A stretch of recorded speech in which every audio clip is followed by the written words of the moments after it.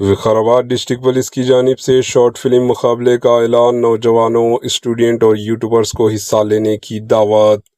وقار سے ایک مثبت اور حوصلہ افزا خبر سامنے آئی ہے، جہاں وقار ضلع پولیس نے نوجوانوں کے لیے ایک منفرد اقدام شروع کیا۔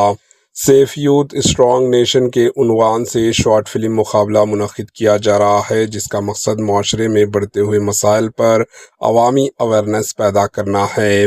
پولیس حکام کے مطابق اس مقابلے میں نوجوان، اسٹوڈنٹ، آرٹسٹ اور یوٹیوبرز حصہ لے سکتے ہیں اور اپنی صلاحیتوں کا مظاہرہ کرتے ہوئے سماجی میسج عام کر سکتے ہیں۔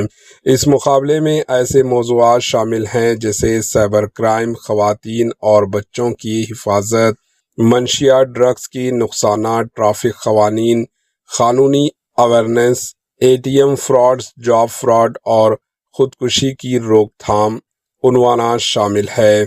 ہر شارٹ فلم کی مدت 2 سے 3 منٹ رکھی گئی ہے تاکہ مختصر وقت میں مضبوط میسج دیا جا سکے۔ وقار ضلع کے سپرنٹینڈنٹ آف پولیس محترمہ سنیہا مہرا نے کہا ہے کہ یہ پلیٹ فارم نوجوانوں کے لیے ایک بہترین موقع ہے کہ وہ اپنی صلاحیتوں کے ذریعے معاشرے میں مثبت تبدیلی لا سکیں۔ موصل ہونے والی تمام فلموں میں سے بہترین 5 فلموں کا سلیکشن کیا جائے گا، جنہیں انعامات اور سرٹیفکیٹ سے نوازا جائے گا۔